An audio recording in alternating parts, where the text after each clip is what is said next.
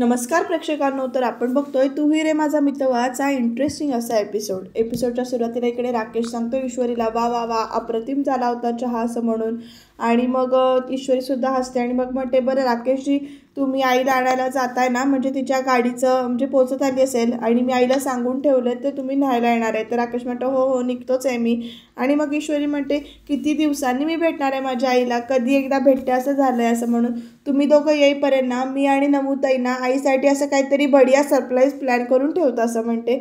आणि मग राकेश पण म्हणतो लगेच, तुम्हाला सरप्राईज द्यायला कोणीतरी आहे ईश्वरीची असं म्हणतो. चांगलं आहे तुमचं, आणि नाहीतर आमचं कुटुंब म्हणजे काय असं म्हणून. तर ईश्वरी म्हणते, अहो राकेशजी असं का म्हणताय तुम्ही, आमचं कुटुंब ते तुमचंच कुटुंब आहेच की असं म्हणून म्हणते, त्याला धीर देते. आणि मग राकेश म्हणतो, हा तुमच्या मनाचा मोठेपणा झाला ईश्वरीजी, नाही पण खरंच इतकं प्रेम इतकी आपुलकी मिळणार असेल ना तर मी अगदी काहीही करू शकतो या कुटुंबाचा भाग होण्यासाठी असं एकदम म्हणते. आणि मग म्हणजे ईश्वरी अशी हळूच बघते त्याच्याकडे. तर राकेश म्हणतो, नाही सॉरी म्हणजे अगं.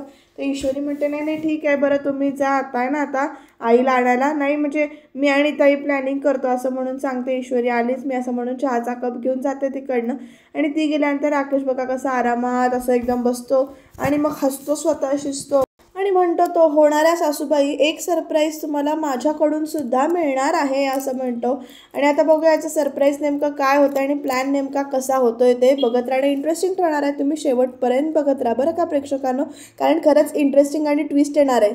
प्रेक्षकांनो, लावण्या हसत हसत केबिनमध्ये तिच्या येऊन बसले. ती खुश आहे बरं का इथे. आणि मग ती आपल्याच विचारात अशी खुर्ची वगैरे फिरवते. तिचा नेमकं ती का खुश झाले ते कळेल तोपर्यंत पॅम येते आता तिच्याजवळ. आणि ती म्हणते, एवढी आनंदास काय तू लावण्या असं म्हणून विचारते. तर त्याच्यानंतर व्हिक्ट्री माय डिअर व्हिक्ट्री असं लावण्या म्हणते. आणि म्हणते I am on way to my विल म्हणजे. मग त्याच्यानंतर लावण्या म्हणते लावण्याने असं म्हटलं तर पॅम म्हणते व्हिक्ट्री. मग त्याच्यानंतर इकडे लावण्या म्हणते, AR सारख्या स्ट्रॉंग पर्सनॅलिटीच्या मनात आपली जागा बनवायची असेल तर ॲटिट्यूड पण तसाच हवा असं म्हणून लावण्या पॅमला सांगते. आणि म्हणते विनिंग ॲटिट्यूड पाहिजे असं म्हणून परत एकदा सांगते ती. आणि म्हणते आजपर्यंत फक्त त्याला काय हवं काय नको, त्याला काय चालेल त्याला काय नाही चालणार याचीच काळजी करत आले होते मी. पण आज पहिल्यांदाच मला त्याने कसं वागलेलं आवडेल हे मी त्याला सांगून आले, कॉन्फिडेंटली सांगून आली मी त्याला असं म्हणून सांगते. आणि मग पॅम विचारते व्हॉट. आणि अर्णव सरांनी हे सगळं ऐकून घेतलं.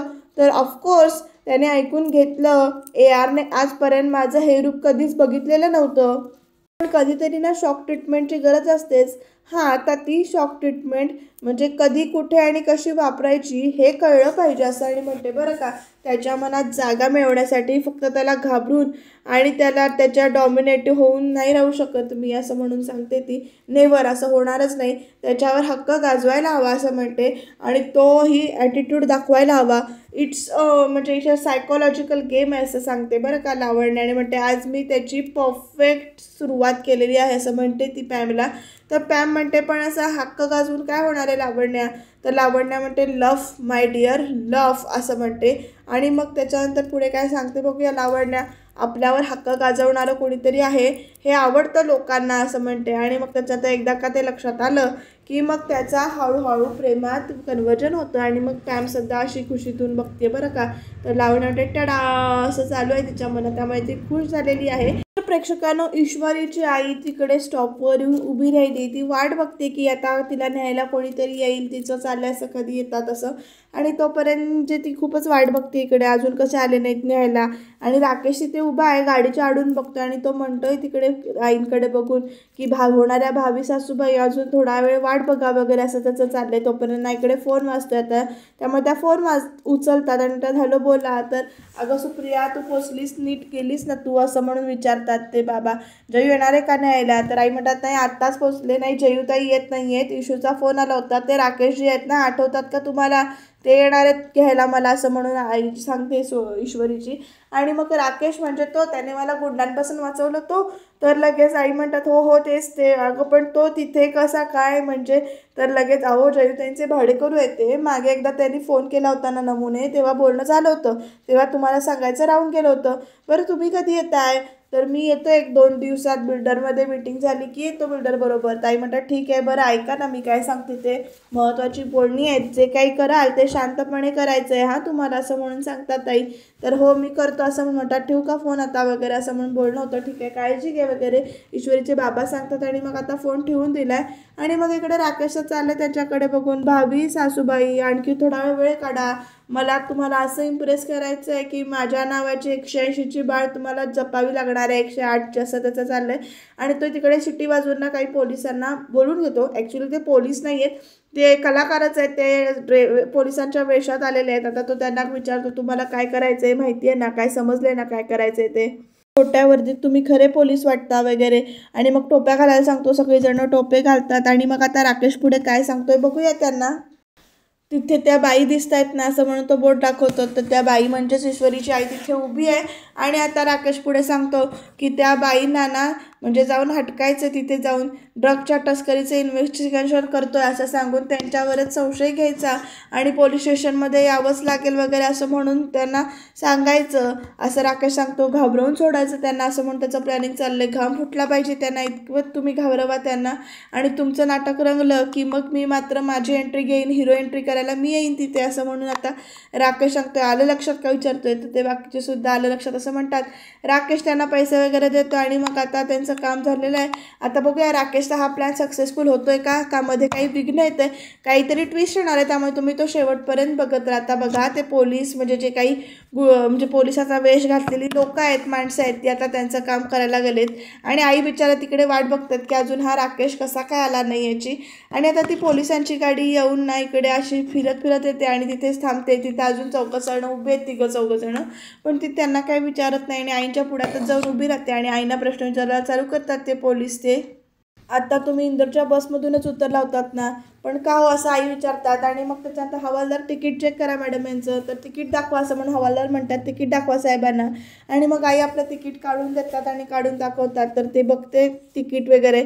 आणि आता बघूया पुढे काय तिकीट बघून काय सांगणार आहे. तर ईश्वरीची आई म्हणते साहेब नक्की काय झालं ते सांगाल का. हवालदार म्हणतो साहेब या मॅडम ज्या बसमधून उतरला त्या बसचा नंबर आणि त्या तिकीटचा नंबर बरोबर होता. तर ते साहेब म्हणतात मला वाटलंच होतं. तर आई म्हणतात काय, तर म्हणतात चला पोलीस स्टेशनला चला असं म्हणून. तर काय झालंय, तर ती ह्या सांगते तू ज्या गाडीतून आलीस ना त्या गाडीतून अंमली पदार्थांची तस्करी होते अशी आम्हाला खबर मिळाली. तर नाही सराव माझ्याकडे तसलं काही नाही आहे, हवं तर तुम्ही माझं सामान चेक करा. आणि राकेश इकडनं सगळी मजा बघतोय बरं का कशी चालले ती, कारण ते आता आईला अक्षरशः ओढतायत. आई सांगतायत अहो थांबा ना, तुमचा काहीतरी गैरसमज होतोय, मी तसली बाई नाही आहे, माझ्या 2 मुलींना भेटायला मी इथे आले होते. तर ती म्हणते ए बाई चल लवकर, अहो बोला ना काहीतरी असं म्हणून आई गयावया करत असतात, मी साधी संसारी बाई आहे. तर इकडे राकेश म्हणतो की चला हाच तो क्षण आहे, आता आपण तारणहार राकेशजी जाऊन पोचणार, नाटकात दमदार एंट्री होणार आहे राकेशची असं त्याचं म्हणणं चाललं आहे. आणि तो एंट्री घेणार तोपर्यंत एक गाडी क्रॉस होते. आणि आता बघूया ती गाडी कोणाची आहे, कारण ती गाडी बघूनच इकडे राकेश थांबलाय. तर ती हवालदार सांगत असते की तुला जे काही सांगायचं आहे ते तू पोलीस स्टेशनमध्ये जाऊन सांग. तर आई म्हणतात अहो खरंच मी माझ्या मुलींना भेटायला आले होते वगैरे असं सगळं चालू आहे. आणि अर्णव आलाय बरं का प्रेक्षकांनो गाडीतनं, तिथे अगदी डॅशिंग एंट्री घेतली अर्णवने हिरोसारखी. तो पुढे जात असतो पण तो म्हणतो थांबतो बघतो आणि पोलीस असं म्हणतो खिडकीतून. आणि चांगल्या घरातली बाई दिसते, म्हणजे चांगल्या घरातल्या दिसते आहेत, काय करायचं असं म्हणून त्याचा विचार चाललाय. आता काय करेल प्रेक्षकांनो, तर अर्णव चक्क गाडीतून उतरलाय आणि ते आता पोलिसांशी तो बोलायला जाणार आहे. त्यामुळे राकेशचा प्लॅन पहिल्याच दिशेने ते फ्लॉप झालेला दिसतोय. असेच सगळे प्लॅन राकेशचे फ्लॉप होऊ देत अशी आपण प्रार्थना करूया.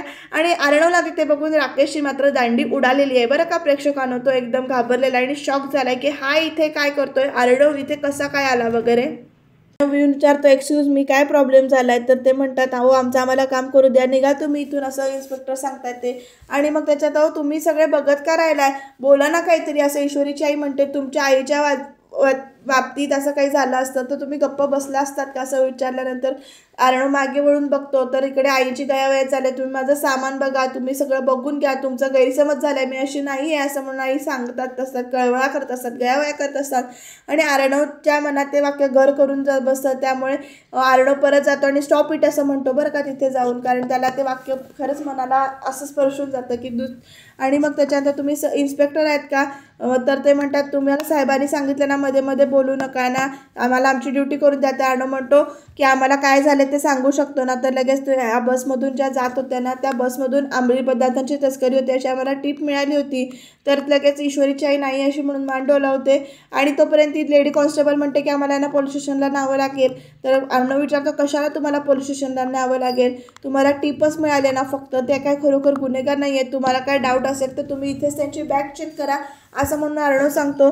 आणि तुमच्याकडे एव्हिडन्स आणि ठोस कारण असल्याशिवाय तुम्ही त्यांना अटक करू शकत नाही असं अर्णव म्हणतो. तिकडे तर इकडे राकेश म्हणतो हे सगळं मी बोलायला पाहिजे होतं, माझी वाक्य होती ती, असं चाललंय आणि सगळा माझा प्लॅन त्याने पचपट करून टाकला असं सगळे आणि हिरो हा बनला असं चाललंय. आणि मग ते हवालदार परत म्हणतात, इन्स्पेक्टर म्हणतात की आम्हाला आमचं काम करू द्या म्हणून. पण त्याच्यात अर्णव म्हणतो की मी निघतोच आहे पण त्याआधी ना ACP ना कॉल करतो असं म्हणून सांगतोय. तो त्यांना सांगतोय की सामान्य माणसाशी तुम्ही कसे वागताय ते वगैरे मी त्यांना सांगून देतो असं म्हणून अर्णव सांगतो. आता कुठले इन्चार्ज आहात तुम्ही असं विचारतात ते. आणि तोपर्यंत ना ते इकडे राकेशकडे बघतात तर राकेश यांना खुणावतो आणि मग ते म्हणतात म्हणजे जायला सांगतात. तर ते म्हणतात तुम्ही ACP सरांना कशाला फोन करताय, नाही नाही मी निघतो आम्ही जातो असं म्हणून सांगतात. तर ते पोलीस इन्स्पेक्टर हवालदार आणि ते जे आहेत ते निघून जातात कारण ते खोटे होते आणि शेवटी ACP साहेबांची भीती असतेच ना आणि आपण अडकून जाऊ ही भीती. त्यामुळे राकेशने त्यांना निघून जा सांगितल्यानंतर ते पटकन गाडीत बसलेत आणि निघून गेलेत बरं का प्रेक्षकांनो. पोलीस वगैरे निघून गेल्यानंतर इकडे अर्णव सांगतो तुम्ही नका रडू, शांत व्हा प्लीज असं म्हणून रिक्वेस्ट करतो ईश्वरीच्या आईला. ईश्वरीची आई हात जोडते त्याच्यासमोर आणि म्हणते तुमचे खूप खूप आभार वगैरे बोलते आणि म्हणते तुम्ही मदतीला आलात म्हणून मी सोडलं त्यांनी मला असं म्हणून सांगतात. तर अर्णव म्हणतो इट्स ओके ऑल राईट. आणि मग तुम्ही कुठे जाणार आहे, तुम्हाला घ्यायला इथे कोण येणार आहे का, मी थांबतो तोपर्यंत. तर ईश्वरीची आई म्हणते माझ्या नंदेचे शेजारी आहेत ना ते घेणार होते यायला पण ते कुठे अडकलेत देव जाणे, अजून आले नाही आहेत, फोन लावून बघा त्यांना असं म्हणून. आता अर्णव सांगतो हो लावून बघते मी फोन असं म्हणून आता फोन लावतोय. तर इकडे राकेशचा विचारचा प्लॅन गचपट झाला आहे त्यामुळे तो डोकं असं गाडीला डोकं टेकून उभा आहे कारण फोन लागत नाही आहे तिकडनं आता ईश्वरीच्या आईचा. नाही बंद लागतोय फोन असं ईश्वरीची आई सांगते. घरी खूप वाट बघत असतील बाकी सगळे, काही नाही मी जाईन टॅक्सीने पत्ता आहे माझ्याकडे असं म्हणून आई सांगतात. तर अर्णव त्यांना म्हणतो पण यावेळेस इतक्या इझिली टॅक्सी मिळणार नाही, इफ यू डोंट माइंड मी तुम्हाला ड्रॉप करतो असं तो म्हणतो स्वतःहून अर्णव. ईश्वरीची आई विचार करते तर अर्णव म्हणतो आय नो मी समजू शकतो की एखाद्या अनोळखी व्यक्तीसोबत असं जाणं. तर लगेच ईश्वरीची आई म्हणते की अनोळखी मला असं नाही वाटत, म्हणजे मला असं वाटतंय की तुम्हाला कुठेतरी पाहिल्यासारखं वाटतंय असं म्हणते. याआधी आपली कधी भेट झाली होती का असं विचारते ईश्वरीची आई. आणि अर्णव विचार करतो आणि म्हणते आय डोंट थिंक सो की आपण याआधी कधी भेटलोय पण एनिवे ठीक आहे जाऊ दे मी तुम्हाला सोडतो ओके असं म्हणतो. तर त्या म्हणतात नाही नाही काही हरकत नाही, आधीच तुम्ही मला इतकी मोठी मदतीला धावून आलात, मदत केलीत माझी, आता परत तुम्हाला सांगणं मला कसं तरी होतंय असं ती म्हणते. तर अर्णव म्हणतो इट्स ओके ऑल राईट काही हरकत नाही मी तुम्हाला सोडतो. कुठे जायचं आहे तुम्हाला, तर पत्ता आईना पर्समध्ये लिहून आणला असतो तो पत्ता त्या उघडून दाखवतात मला इथे जायचं असं म्हणून डायरी दाखवतात ती. तर अर्णव तो पत्ता वाचतो तेव्हाच अर्णवला कळत नाही बरं का पण त्याच्या मनात विचार आला निवारा सदन म्हणजे ती चाळ असं म्हणून तुम्हाला त्या चाळीत जायचं असं तो. तर ईश्वरीची आई हो म्हणून सांगतात की मला इथेच जायचं आहे. तर अर्णव त्यांना म्हणतो चला मी सोडतो काही प्रॉब्लेम नाही, मला तुमचं सामान द्या असं म्हणून तो सामान घ्यायला जातो. तर ईश्वरीची आई म्हणते की अहो नको मी धरते सामान असं म्हणून. तर आता सामान अर्णव स्वतः सगळं उचलतो, बॅग वगैरे सगळं गाडीच्या डिक्कीत सगळं स्वतः भरतो. ईश्वरीच्या आईला दरवाजा उघडून गाडीमध्ये बसवतो. हे सगळं करताना राकेशना असा पाठीपाठी लपतोय बरं का, तो समोर येत नाही आहे. ईश्वरीची आई मात्र अर्णवकडे बघून खुशीनं बघते, समाधानानं बघते आणि प्रेमाने सुद्धा बघते. आणि असं सगळं चालू आहे प्रेक्षकांनो. राकेश अजूनही तिथेच लपून बसलेला आहे बघा, कसा आडाला जातोय की अर्णवला दिसून येतो असं म्हणून. आणि मग आई बसा या असं म्हणून इकडे अर्णव गाडीत बसवतो. आणि त्याच्यानंतर अर्णवची गाडी निघून गेल्यानंतर राकेश सगळं कसं होतंय त्याच्या मनामध्ये त्याला. राकेश म्हणतोय सालेसाहेब हल्ली सारखेच आडवे यायला लागलेत आणि बघूया म्हणजे बरं यांच्या डोनेशनवर आपलं सगळं चाललंय म्हणून आपल्याला फार काही करता पण येत नाही, पण तशीच जर का वेळ आलीच तर मात्र काहीतरी नक्की विचार करावा लागेल असं म्हणून चाललंय राकेशच्या मनामध्ये विचार. आता हा अर्णवला सुद्धा धोका पोहोचवणार का ईश्वरीसाठी आणि मग खरं काय कधी उघडकीस येणार आहे बघत राहणं खरंच इंटरेस्टिंग ठरणार आहे. तर इकडे बघा प्रेक्षकांनो आजीना फोनमध्ये काहीतरी बघतीये तर अविनाश आलाय तिच्याजवळ म्हणतो आई ए आई असं म्हणून तो ओरडतो, कारण आजीचं लक्ष नाही. आणि मग अविनाश विचारतो, तू काय करतोयस, तर काय चाललंय काय असं म्हणून विचारते. मोबाईलमध्ये एवढं का बघतेस, तर अरे ते कॅलेंडरमधलं पंचांग बघत होते असं म्हणून आईची सांगतात. आणि अरे बापरे, कॅलेंडरचा एवढा घन अभ्यास, कॅलेंडर या विषयावरती परीक्षा देतेस काय तू. अरे नाही रे अविनाश, आपले गुरुजी येतात ना दरवर्षी सगळी, कसं त्यावेळी कसं तारीख तिथी सगळं नीट कसं समजावून सांगतात. पण आता काय आहे ना, त्यांचा पायच मुंबईला लागत नाही आहे म्हटल्यावर अवघड आहे. आणि एकदा इतर कुठल्या गुरुजींवर माझा विश्वास नाही. तर अविनाश म्हणतो, ते आई आहेच म्हणा असं म्हणून. तर लगेच आजी म्हणतात, आणि आपल्या सात्विकाचं म्हणजे वर्षश्राद्ध पण जवळ येतंय ना असं म्हणून आजी म्हणतात. आणि अविनाश म्हणतो, हो माहिती आहे मला, म्हणूनच मी ताईच्या फोटोची फ्रेम नवीन करायला देऊन आलो असं सांगतो. तर आजी म्हणतात, बरं केलंस, मी तुला सांगणारच होते. तर अविनाश म्हणतो, तुला हे ऐकून बरं वाटलं ना. तर अविनाश नाही असं म्हटलं. तर आजी म्हणतात, हो वाटलं बरं, पण एकदा का गुरुजी घरी आले आणि त्यांनी सगळं सांगितलं व्यवस्थित आहे की मग मला बरं वाटेल. तर अविनाश म्हणतो, हां हां हां बरोबर आहे, आणि आपल्याला अर्णव आणि ईश्वरीची पत्रिका दाखवायची ना. तर लगेच, हो तिनं नोकरी सोडली याचं मला वाईट वाटत नाही आहे, पण क्षुल्लक कारणावरून ना तिच्यात आणि चिंटूमध्ये उगाच दुरावा निर्माण व्हायला नको असं मला वाटतं.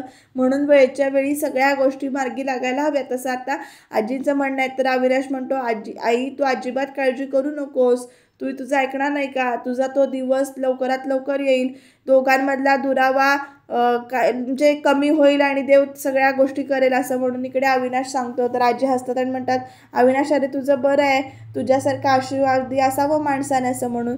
तुझ्याशी बोललं ना की मग कसं एकदम काही चिंता वाटत नाही वगैरे. तर बघूया आता प्रेक्षकांना पुढे काय होणार आहे. तर ईश्वरीचं चाललंय असं बुके हातात घेऊन वेलकम असं म्हणून, काय मस्त वाटतंय ना ताई असं ती नम्रताला विचारते. आता एकदम आईला बडी असं सरप्राईज मिळून जाईल, पण एवढा का वेळ लागतो आईला असा प्रश्न आता ईश्वरीला पडला. आईची वाट बघते ना ती. तर नम्रता म्हणते, अगं इशू संध्याकाळ झाले, ट्रॅफिक वगैरे लागला असेल, अडकली असेल, तू धीर धर चला. तर ईश्वरी म्हणते, ताई कधी एकदा आई येते आणि त्याला मी झप्पी देते असं झालं. तर नम्रता म्हणते, मला पण. दोघी मात्र खूप खुश आहेत बरं का प्रेक्षकांनो. आणि आता वल्लरीकडे कुणाशी तरी फोनवर बोलते, म्हणजे पत्रिकेचा फोटो पाठवला की काम होणार आहे का असं विचारते. तर ठीक आहे मी पाठवते फोटो असं वल्लरी म्हणते. आणि नेमकं काय करायचं आहे तुम्हाला कळलंय ना वगैरे असं विचारते. काम चोख व्हायला हवं वगैरे सांगते, पैशाची काळजी करू नका तुम्ही असं वल्लरी म्हणते. आणि मग सगळं परफेक्ट व्हायला हवं, दॅट इज दॅट असं म्हणते. तो पण आता अविनाश आलाय बरं का पाठवून तिच्या. आणि मग तो म्हणतो येऊन वल्लरीला की, बाप रे आजकाल तुम्ही भरपूर कामात असता, सारखी फोनवर करती कुणाशी तरी बोलत असते माझी बायको, हे बघून मला असं धडकीच भरते बायको असं म्हणून अविनाश इकडे वल्लरीची चेष्टा करायला जातोय. आणि मग विचारतो की काय चाललंय. तर वल्लरी म्हणते, तुम्हाला काय करायचं तो नसता चौकशा. तर अविनाश म्हणतो, चौकशा कराव्या लागतात, कारण एकीकडे आम्हा सगळ्यांचं ईश्वरीवर असलेलं प्रेम किंवा विश्वास चांगलं मत होत चाललंय, वाढत चाललंय, आणि दुसरीकडे ऑफिसमधून तिच्या बाबतीत काहीतरी वेगळंच घडतं. तर वल्लरी म्हणते की आहो. तर अविनाश म्हणतो, नाही म्हणजे ऑफिसमध्ये तिच्या बाबतीत जे काही घडलं आणि त्या तुझं जे आत्ता काही चालू आहे त्याचा परस्पर काही संबंध असा अविनाश वल्लरीला विचारतो इकडे. आणि वल्लरी गप्प उभी आहे. आणि मग त्या योगायोगच म्हणायचा का असं म्हणून पण विचारतो. तर वल्लरी म्हणते, हो हो याला फक्त योगायोगच म्हणायचा, तसं काही नाही आहे. तुमच्या लाडक्या ईश्वरीने स्वतःवरून ऑफिसमधली नोकरी सोडली आहे असं ह्याचा माझ्याशी काय संबंध असं विचारते. माझ्या विरुद्ध काही पुरावा आहे का तुमच्याकडे असं वल्लरी विचारते. तर अविनाश म्हणतो, पुरावा नाही आहे म्हणून थेट आरोप करत नाही आहे मी तुझ्यावर असं म्हणतो. आणि पुराव्याशिवाय मी तू जे काही केलंयस ते काही सगळं इतक्या लोकांच्या आयुष्याशी तू खेळली आहेस ते काही सगळं उघड करता, म्हणजे ते सत्य जर का उद्या असं बोलतो. तर अविनाशला वल्लरीना तिथेच गप्प करते, बोर्ड दाखवते आणि अगदी नाही म्हणून असे मान डोलावते. आणि बोर्ड बघा कसे दाखवते त्याला. तर अविनाशसुद्धा आज तितकाच ठामपणे उभा आहे बरं का तिच्यासमोर. आणि तो सुद्धा काय करतो बघा, आणि मग हाक मारतो, तो वल्लरी असं म्हणतो तो. आणि तिचा हात नाही बोट दाखवलेला खाली काढतो आणि म्हणतो, हे असं सतत सतत मला गप्प करून काही होणार नाही आहे, कारण आपण जे काही करतोय ते कधी ना कधी सत्य इथेच आपल्याला फेडावं लागतं असं तो सांगतो वल्लरीला. आणि पुढे म्हणतो की आपला तो भूतकाळ तो तुझ्यासमोर कधी येईल कसा येईल ते काही सांगता येत नाही, कुठून कसं येईल तुझ्यासमोर ते काय आपल्याला माहिती नाही असं म्हणतो. ते तुला कळणार सुद्धा नाही असं म्हणतो बरं का अविनाश. आणि मग वल्लरी अशी रागाने आपला हात परत त्याच्याकडनं खाली करते आणि त्याच्याकडे रागाने बघत बघत नाही तिकडनं निघून जाते. वल्लरीचे डोळे असले मेकअप करून घारे घारे दाखवलेत आणि मग ती निघून गेल्यानंतर इकडे अविनाश आपल्याच विचारात आहे. तर प्रेक्षकांनो, अर्णव आणि ईश्वरीची आई पोचलेली आहेत ईश्वरीच्या घरी आणि मग अर्णव क्षणभरासाठी तिथेच उभा आहे. आधी सामान वगैरे काढतो तो आणि मग तो एकदम म्हणतो, तुम्हाला इथे जायचं आहे का, कुठलं घर वगैरे विचारतो आणि मग इथे असं म्हणतो तो, कारण आईने इथे सांगितलं असतं तर इथेच राहतात माझ्या मुली. तर अर्णव म्हणतो, म्हणजे ही ईश्वरीची आई आहे, असं त्याला आता प्रश्न पडला. त्या प्रश्नाचं उत्तर मिळणार आहे त्याला उद्याच्या भागात.